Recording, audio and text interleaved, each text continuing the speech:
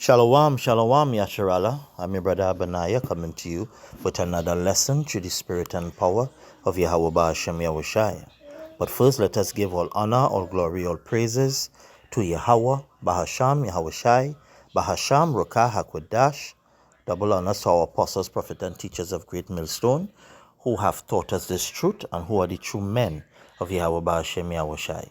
Peace and salutations to the hopeful elect, to the few and sincere sisters who walking in obedience to their husband and following this truth in peace and sincerity. I bid you shalom. Now, I'm going to be doing a lesson pertaining to verses in the Bible that they took out. Now, these new translations to the scriptures, the Revised, the NIV, all these different new translations, the deception with it, they're changing the meaning and the etymology of words to further distort the truth of the gospel. Well, in their attempt to distort the truth of the gospel. Right? So, a lot of these translations have been removing words, they have been adding words, they have been removing verses from the Bible altogether. And we know what scriptures say pertaining to your adding or you're trying to take away. This is Proverbs chapter 30 and verse 6. Add thou not unto his words, lest he reprove thee, and thou be found a liar. So you ought not to be trying to add to the words of Yahweh Ba'ashem Yahushai. Revelations 22 and verse 18. For I testify unto every man that heareth the words of the prophecy of this book, if any man shall add unto these things, power shall add unto him the plagues that are written in this book. So you ought not, you see this thing where people want to be taken out. When they're teaching the doctrine, they want to add their own thing. And when it comes to actually translating the scriptures accurately, they're removing text or they're placing their own meaning. They have a severe and a harsh judgment from Yahweh Ba'ashem Yahushai pertaining to that. Now let me go and show you receipts pertaining to certain scriptures they remove out of the Bible. So our first one is Matthew chapter 17 and verse 21. Notice what you're saying here. Matthew 17:21 in the KJV says, howbeit this kind goeth not out but by prayer and fasting. This going into the disciples unable to cast out a demon out of a person. And for that demon to be casted out, they needed to, as the scriptures say, you have to pray and fast. But lo and behold, the NIV, the New International Version, they don't have that verse. They're telling you, see footnotes below. So let us see what the footnotes are. Go down to the bottom, right. Say footnotes, NIV footnotes. So what you see is Matthew chapter 17, verse 21. It says, some manuscripts include here words similar to Mark chapter 9 and verse 29. Right? So let me just go to Mark chapter 9 and verse 29. Just see Mark chapter 9.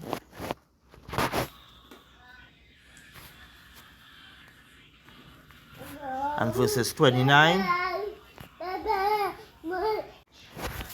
Mark chapter 9 verse 29, the KJV says, and he said unto them, this kind can come forth by nothing but prayer and fast. Now let's go back now. Now it's saying some manuscript include here words similar to Mark 9:29. And look at the blue letter footnotes. We're going to go to Mark 9:29 in the blue letter Bible and see if they have that verse there. It says, some Greek manuscripts exclude this verse. The NIV related footnote for Matthew chapter 17 verse 20 states, some manuscripts include here words similar to Mark 9:29. So why move it? So let's go to Mark chapter 9 verse 29. Let's see if it have it. Mark chapter 9 and verses 29.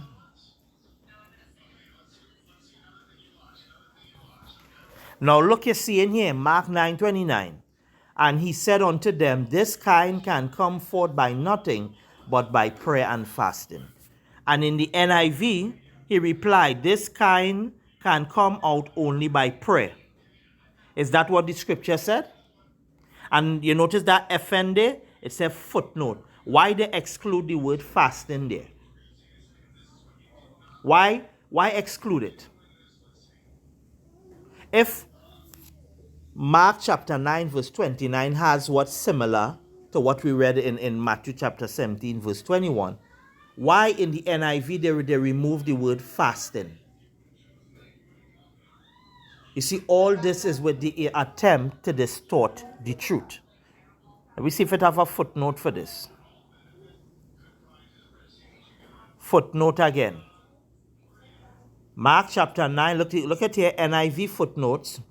Mark chapter 9 verse 29, some manuscripts, prayer and fasting. Some manuscripts include here the words of verse 48. Some manuscripts include here the verse of verse 48. These people playing a game. Why not translate the scriptures from the original text as it is written? Let me get our next one. Matthew chapter 18. So I show you the first one in Matthew chapter 17 verse 21, the comparison between the KJV and the NIV. You saw the removal of Matthew 17:21 in the NIV. Right? And the NIV is not the only one. But on your own time, take down these verses that I'm showing you in the KJV and see if you're finding it in the other translations. So this is Matthew chapter 18 and verse 11. You notice immediately in the NIV section you see footnotes below. But in the KJV on the left it says, for the Son of Man is come to save that which is lost. Now this verse is a key verse and it answers the question, who are the lost people or who are the lost pertaining to the Bible? It's none other than the Israelites. We are known as the lost sheep. So why has the NIV removed that from the scriptures? It says see footnotes below. Let's see what the footnotes say. Watch. NIV footnotes. Some manuscripts include here the words of Luke 19:10. So let me see what Luke 19:10 says.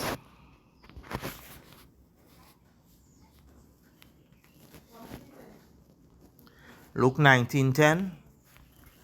For the Son of Man is come to seek and save that which is lost.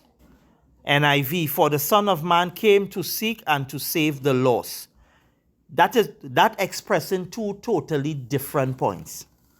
The contexts are not the same. Because in the NIV, it is suggesting that he came to save the lost, which that lost could be anyone. But the KJV have it more accurately, for the Son of Man came to seek and to save that which is lost. That word, that they would be an indication of something specific. So something specifically was lost. As opposed to the NIV, we're saying, for the Son of Man came to seek and to save the lost. The NIV is it is suggesting in the mind of the reader that this lost he came to seek and save is anyone. It is not identifying who the lost is. Whereas in the KJV, it is identifying by clearly telling it to seek and to save that which was lost, indicating that there was something specific called lost or referred to as lost, and that is the children of Israel. This is why we have the verse Matthew 15:24. We just go to it. I just want to drop in a little precept there. Matthew 15:24.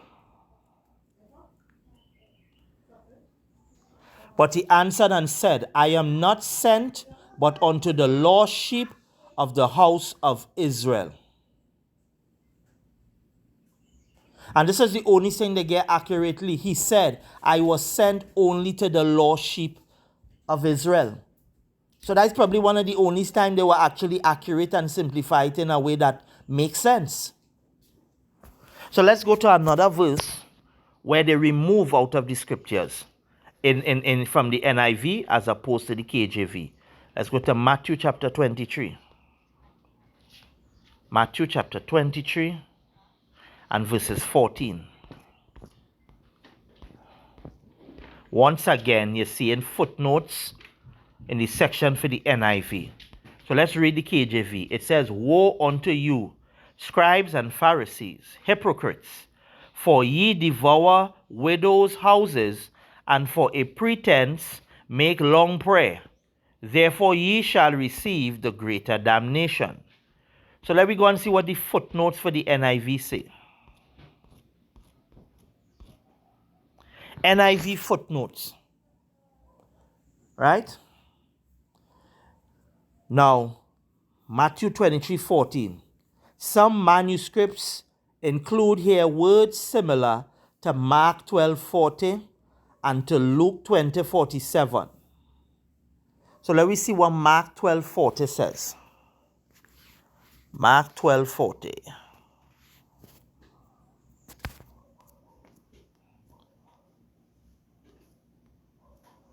Mark 12:40 says, which devour widows' houses, and for a pretense make long prayers, these shall receive greater damnation.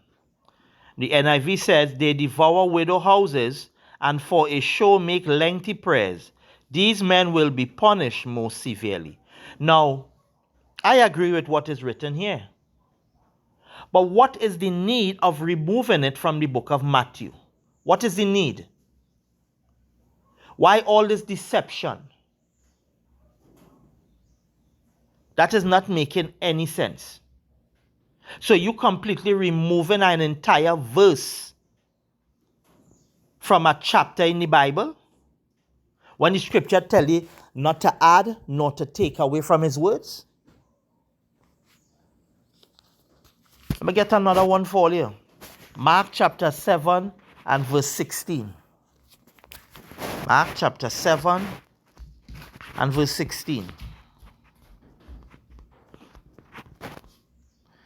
Again, you're noticing, you see in the KJV, if any man have ears to hear, let him hear. But when you go to the NIV, it's saying, see footnotes below. So you will have reading verse 15, there is no verse 16, then you go to verse 17. And notice, look what they do here too. This little FN is they're telling you go to the footnotes. Right? So let me go to the footnotes for verse 16. So Mark chapter 7 verse 16. And it reads, some manuscripts include here the words which would be of Mark chapter 4 verse 23. So let me see what Mark chapter 4 verse 23 is saying. It says, if any man have ears to hear, let him hear. If any man has ears to hear, let him hear. So then why go through and remove it from Mark chapter 7 verse 16?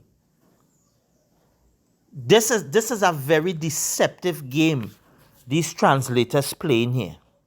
And these things were done to solely discredit the doctrine, to discredit what is written in the Bible, which give rise to certain philosophies and certain doctrines that man wrote the Bible, hence the reason it is corrupt and it is contradicting to itself. That is the purpose why they do this, is to try and take away from the credibility and the accuracy of the scriptures. But what did the scripture say? You cannot do nothing against the truth, but for the truth. So this was the plan. And their plan only worked to deceive the hearts and the minds of the simple, those who do not study. That is why Isaiah 28, 9 and 10 tell us, let us go to it. Isaiah 28, 9 and 10. It says, whom shall he teach knowledge, and whom shall he make to understand doctrine? And it goes on, them that are weaned from the milk and drawn from the breast. To be weaned from the milk means that you're no longer, you're able to graduate from drinking milk, which is the basic of the scriptures, where you could eat more solid food. You can actually go into deeper study, deeper understanding of the scriptures. So when you're weaned from the milk and drawn from the breast now, verse 10 is going to tell you, for precept must be upon precept. That is how you get the understanding to the scriptures and to the more deeper meaning and the deeper wisdom that is under the surface. You're only able to access it when you apply these principles. For precept must be upon precept. Precept upon precept, line upon line, line upon line. Here a little, there a little. And Psalms 119 verse 104 tells us the purpose of precept. Psalms 119 verse 104. It says, through thy precepts I get understanding. So you cannot understand the scripture unless you apply precept upon precept, line upon line, because the scripture wasn't written like a storybook. But when you have these new translation, removing verses, removing words from the scriptures, it is for the sole purpose to take away credibility and accuracy from the scriptures. And they will pay for that. And by doing so, they fall into transgression according to Isaiah 8 and 20. Isaiah 8 and 20 says, to the law and to the testimony, if they speak not according to this word, it is because there is no light in them. And any version of the scriptures removing words, removing text from the scriptures, throw that version away. They're not keeping to the law and to the testimony. From the time they're taken away and they're changing the meaning of words, and that writing or that translation has no credibility. Now, I have more scriptures in the Bible showing you where they remove verses, but I'll stop in at these first 4 here, and I'll do another lesson to bring out the others, because there's 16 in total that they remove from the scriptures. So I hope this lesson was edifying. I'm your brother Abaniah, saying shalom till the next lesson.